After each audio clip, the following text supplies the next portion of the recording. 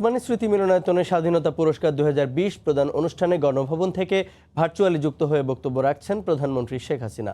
সরাসরি চলে যাচ্ছি সেখানে। যুদ্ধ চলাকালীন সময় ওই অবস্থায়ও তিনি সকল প্রাইমারি স্কুল জাতীয়করণ করেন, শিক্ষকদের সরকারি চাকরি দেন, প্রাইমারি শিক্ষা বাধ্যতামূলক এবং মেয়েদের শিক্ষাও তিনি বাধ্যতামূলক এবং অবৈতনিক করে দেন। ঠিক সেইভাবে উচ্চ শিক্ষায় যাতে আমাদের সবাই গ্রহণ করতে পারে সেই ব্যবস্থাও তিনি নিয়েছিলেন। প্রত্যেকটা স্কুল, কলেজ, মসজিদ, মাদ্রাসা থেকে শুরু করে সব কিছুই বিধ্বস্ত ছিল।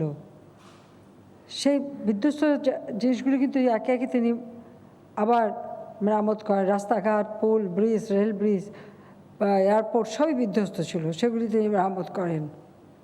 সেই সাথে সাথে আমাদের দেশটাকে এগিয়ে নিয়ে যাওয়া এবং আন্তর্জাতিক স্বীকৃতি আদায় করা, আন্তর্জাতিক সংস্থার সদস্যপদ অর্জন করা, এসব কাজগুলি কিন্তু তিনি অতি অল্প সময়ের মধ্যেই করে যান।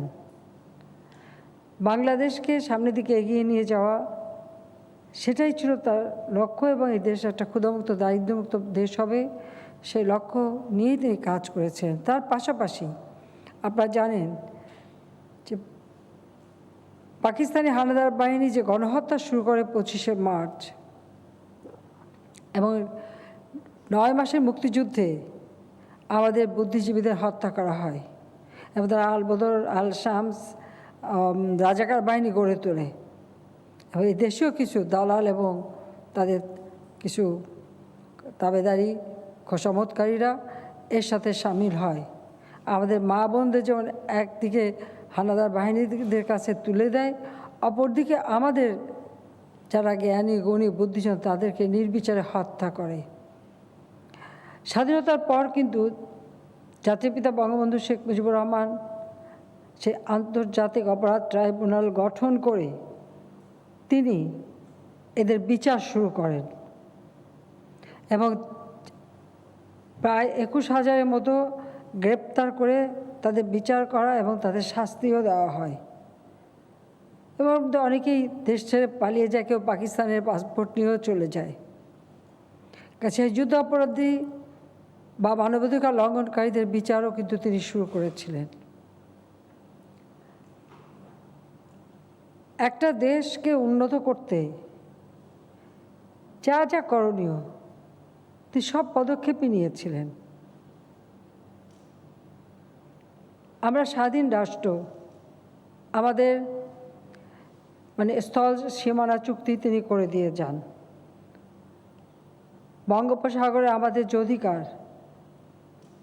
সেই সমুদ্র সীমা আইন তিনি তৈরি করেন এবং সেখানে আমাদের অধিকারটা নিশ্চিত করে দিয়ে যান।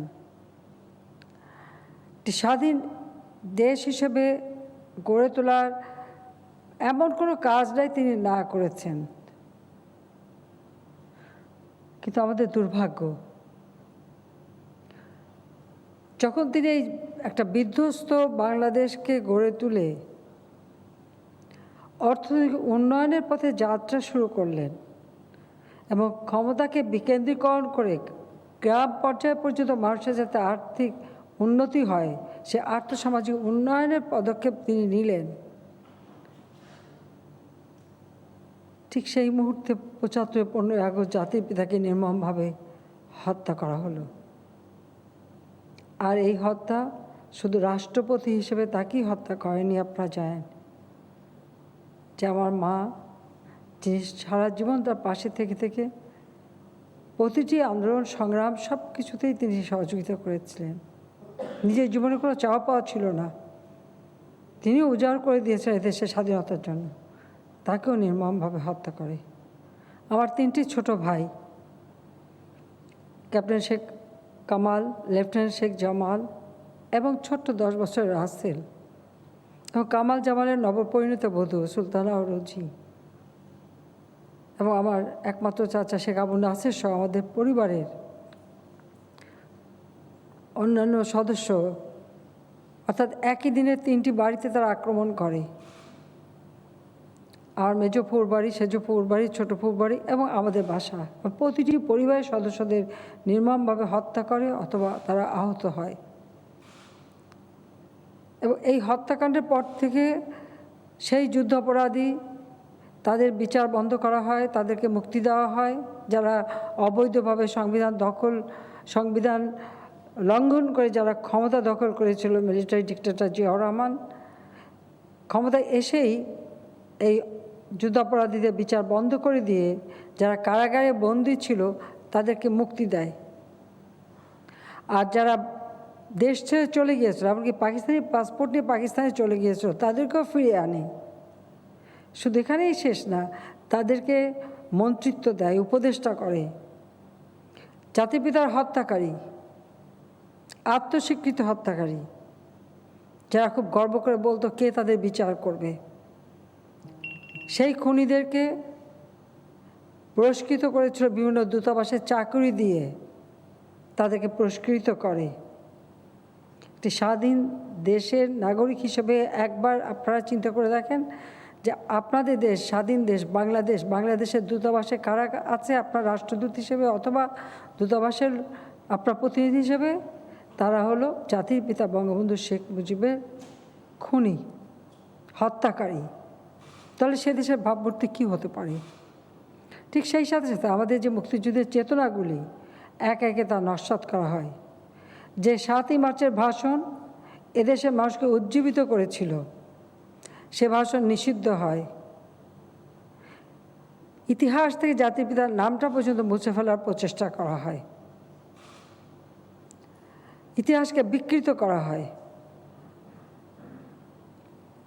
ঠিক এইভাবে মানে এমন সমস্ত ঘটনা আমি বোধহয় আজকের দিন আর এত বলতে চাই না, কিন্তু এটুকু বলবো যে স্বাধীনতার ইতিহাস বা স্মরণ করলেই আমাদের সেই কথাগুলি মনে পড়ে।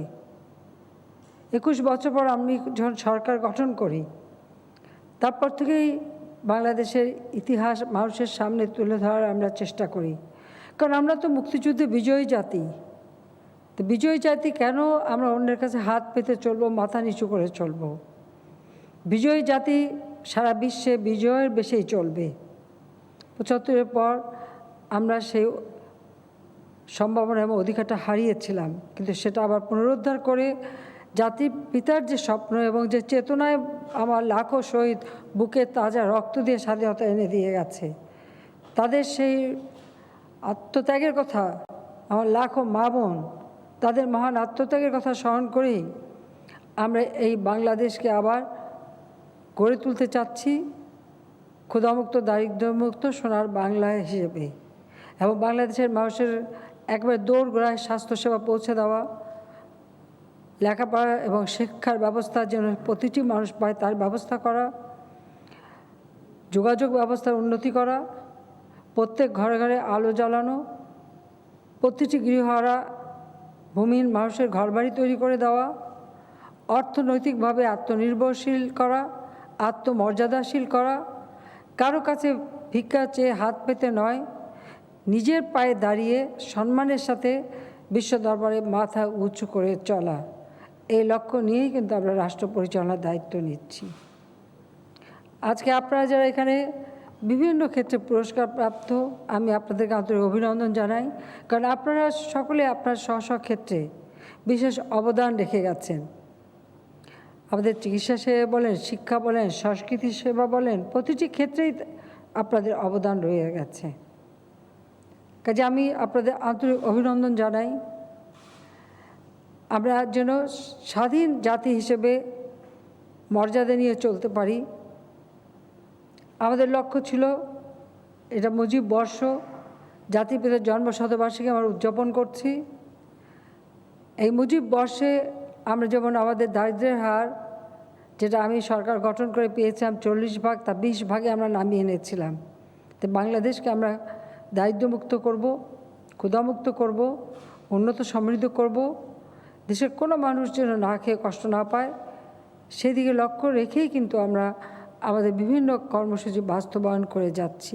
এবং আমরা যথেষ্ট অর্জনও করেছি, উন্নয়নশীল দেশের মর্যাদাও পেয়েছি। কিন্তু দুর্ভাগ্য আমাদের যে করোনা ভাইরাস নামে এমন এক ভাইরাস আসলো, যা শুধু আমাদের বাংলাদেশ না, সারা বিশ্বব্যাপী মানুষকে একেবারে স্থবির করে দিয়েছে, অর্থনীতি স্থবির করে দিয়েছে।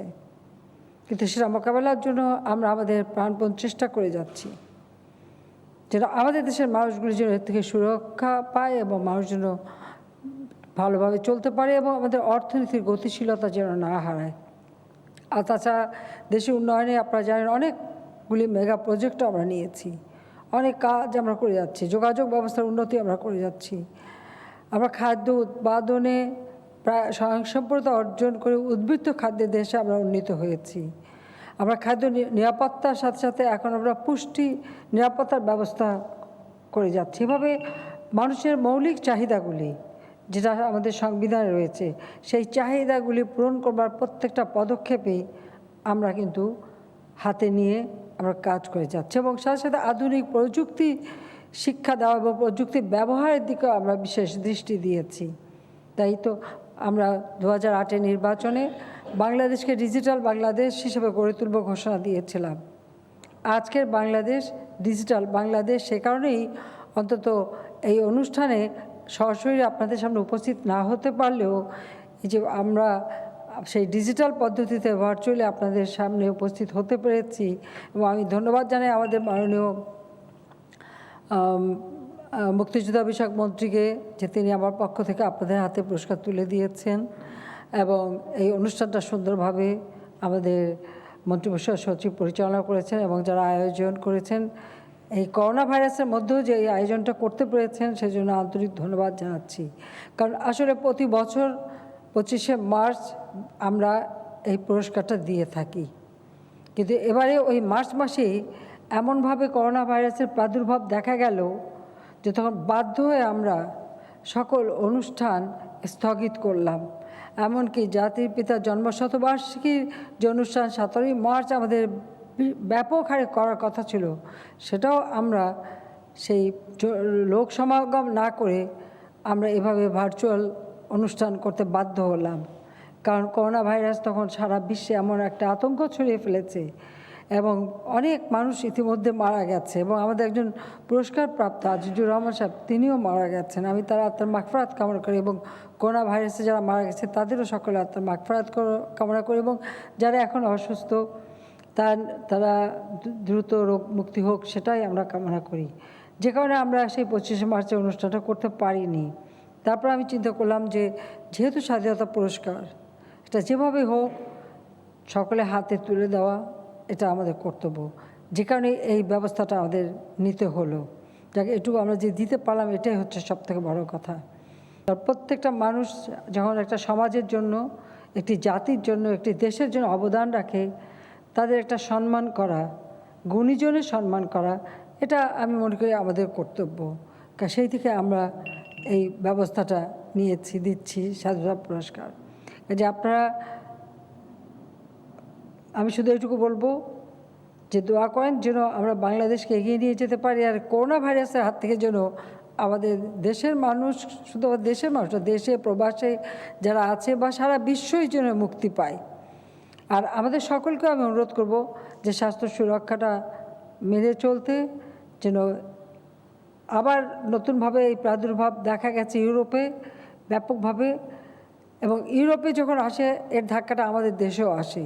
তো আমরা এখন থেকে প্রস্তুত, আমরা এখন থেকে তৈরি হচ্ছি, বিভিন্নভাবে আমরা ব্যবস্থা নিচ্ছি, প্রত্যেকটা জেলা হাসপাতালকে আমরা প্রস্তুত রাখছি।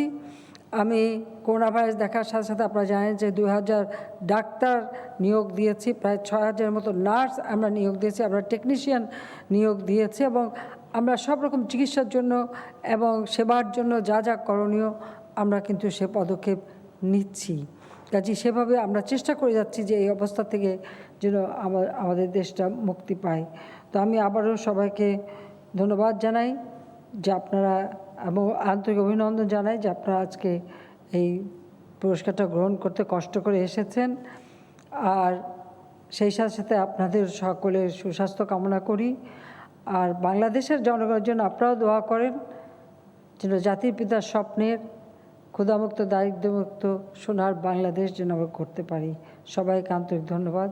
জয় বাংলা, জয় বঙ্গবন্ধু, বাংলাদেশ চিরজীবী হোক। গণভবন থেকে ভার্চুয়ালি যুক্ত হয়ে স্বাধীনতা পুরস্কার প্রদান অনুষ্ঠানে বক্তব্য রাখছিলেন প্রধানমন্ত্রী শেখ হাসিনা। আমরা